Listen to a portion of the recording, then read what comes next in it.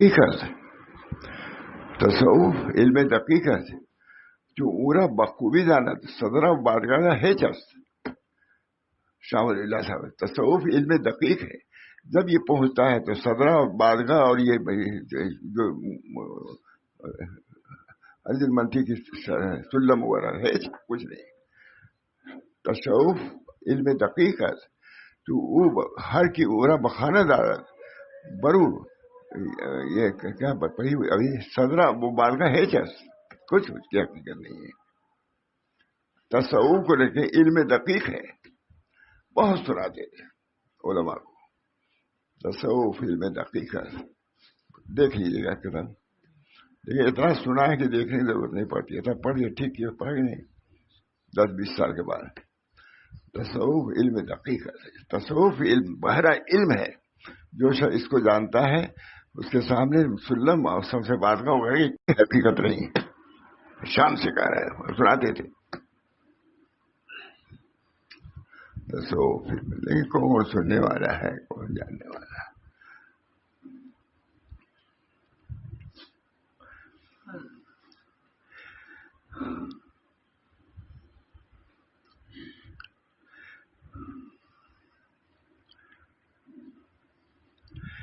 اب جو سامنے آیا وہی پر سنا رہا ہوں.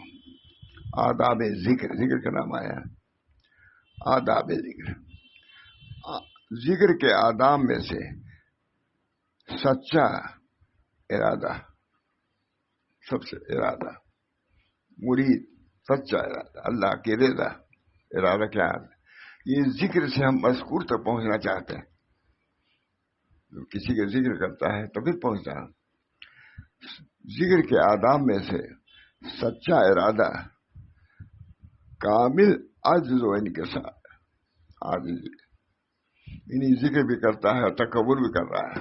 کوئی جوڑ نہیں ہے. اللہ کے ذکر کے ساتھ تکبر کا کوئی جوڑ ہی نہیں ہے.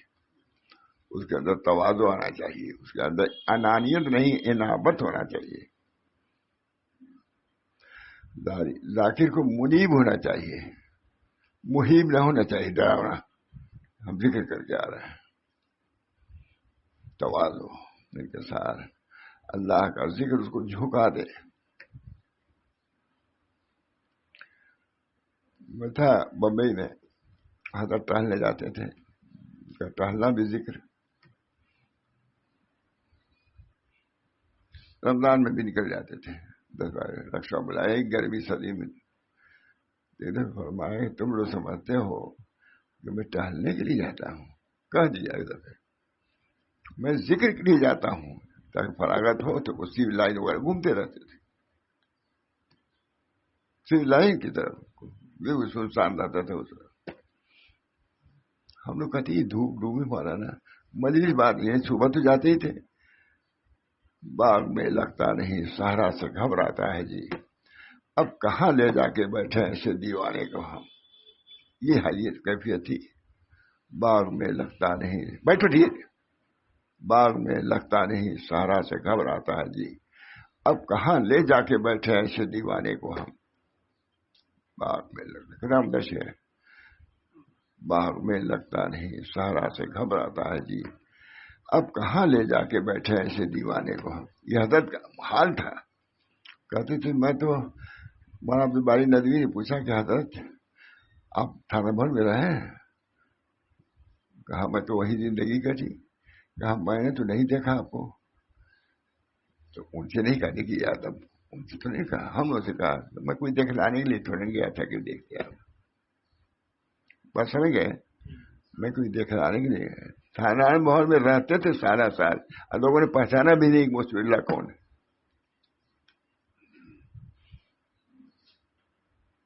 لیکن حضرت تھانوی اتنا مانتے تھے کہ حضرت کے بھائی ایک گئے وہ فتح پور میں رہتے تھے. بڑے بھائی تھے. وہ گیت سے آ گئے سوال جواب میں.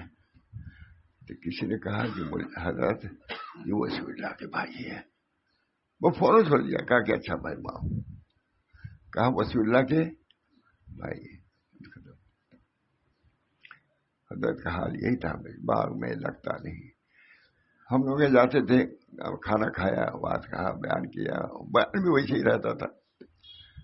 اب ہم لوگ سمجھے تھے کہ فجر بعد اب ملاقات کی جائے گی. معلوم ہوا فجر بعد ہمارے گھر چاہتے تھے، معلوم ہم لوگ پتہ نہیں کب کہاں چلے گئے. معلوم ہوا کہ وہ آپ نہیں سمجھے، گاؤں ہے پچھم میں 3-4 کلو، میں کو وہاں صبح فجر کی نماز وہاں پڑھا، ہم لوگ پتہ نہیں. باغ میں لگتا نہیں، وہ بھیرا وغیرہ، کلہا پور بھیرا، ڈپٹی صاحب ایک رہتے نا، ڈپٹی خلیل صاحب، من باغ میں لگتا نہیں، صحرا سے گھبراتا ہے. اب کہاں لے جا کے بیٹھے ایسے دیوانے کو. تھانے بول سے کبھی کبھی ہٹ جاتے تھے. کیا کیفیت بتائیے حضرت کی ہماری، بالکل دیوانہ وہاں جذب کی کیفیت رہتی. باغ میں لگتا نہیں، صحرا سے گھبراتا ہے جی. اب کہاں لے جا کے بیٹھے ایسے دیوانے کو ہم. اب کہاں لے.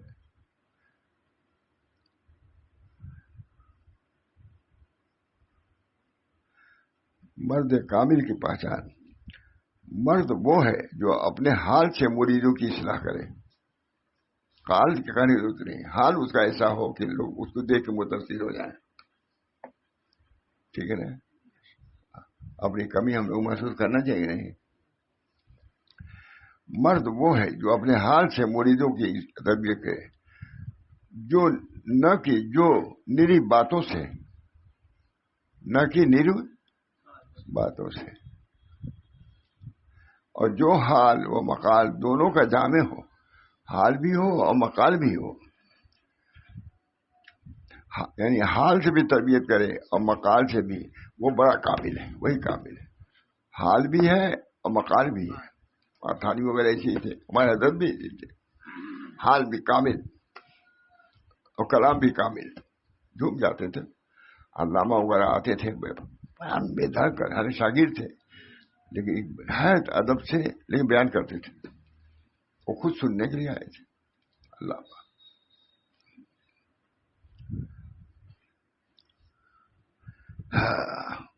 ذکر کے آداب میں سے سچا ارادہ، ذکر کے آداب میں سے سب کے لیے بچا، صرف انہی لوگ، سب پوری دنیا کے لیے یہ ہے. سنو تو ہے نہیں، کچھ نہیں، چلو وہاں پتہ چلے گا. اس وقت انانیت جو ہے، اس کی ضرورت نہیں، اس کی نہیں، یہ واجب نہیں ہے، فرض نہیں، وہاں پر ذکر کے آداب میں سے سچا ارادہ، کامل عزم و انکسار اور تمام عالم سے یکسو ہو جانا ہے. ذکر کے آداب.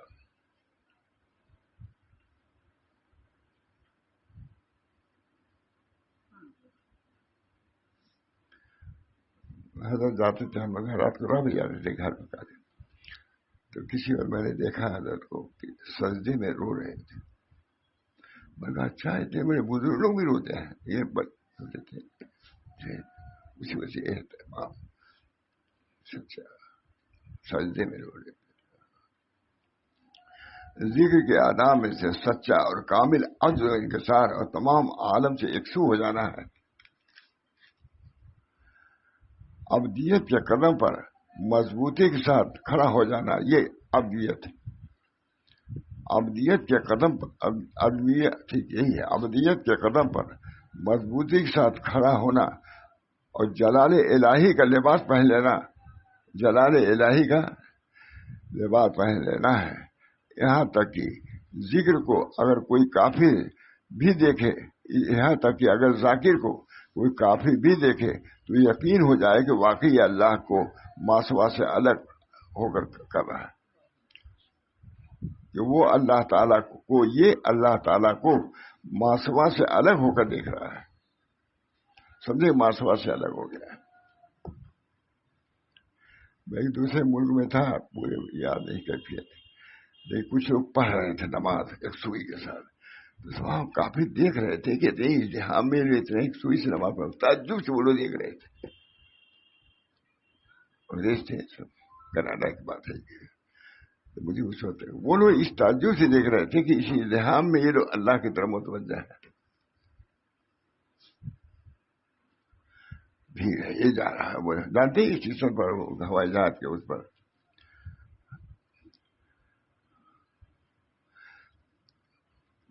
مجھے ہم نے بھی نہیں دیکھا ہے. اگر کوئی کافر بھی دیکھے تو یقین ہو جائے کہ واقعی اللہ کو ماسوا سے الگ ہو کر کام کر رہا ہے. کچھ نہیں اس کو فکر.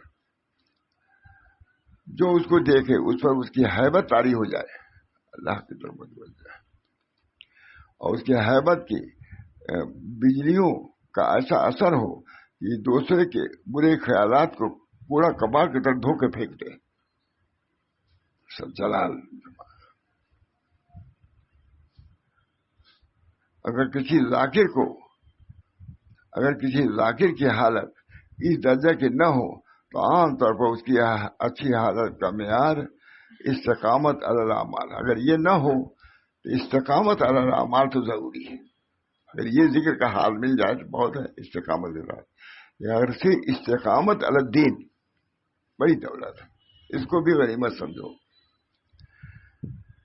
ضبط اقوال. کیا استقامت دین کا مطلب اقوال کا ضبط، یہ نہیں کہ واحیات خرافات میں لگے رہو.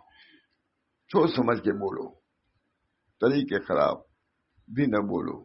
دین تو دور بہت الٹا بسا. میں نے بھی نہیں پڑھا تھا اس کو، سنایا ہے وہیں تک. کسی ذاکر کی حالت اس درجہ کی نہ ہو. واہ واہ واہ. پھر پڑھتا ہوں.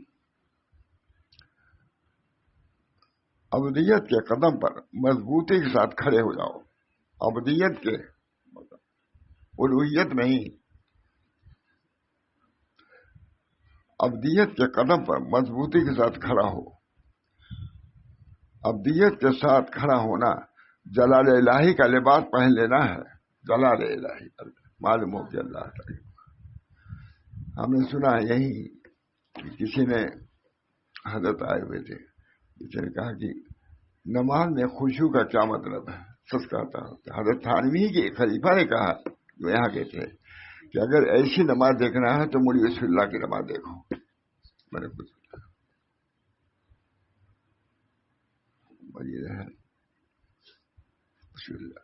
واقعی معلوم ہوتا تھا کہ خبر نہیں کچھ حضرت.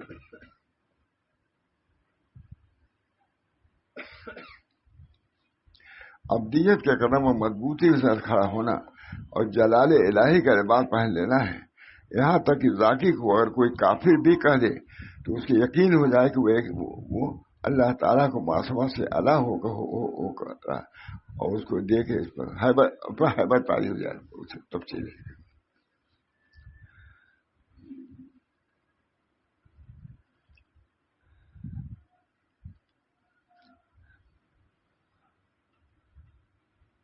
دوسروں کے برے خیالات کے کباڑ کو پورے کر کے پھینک دے.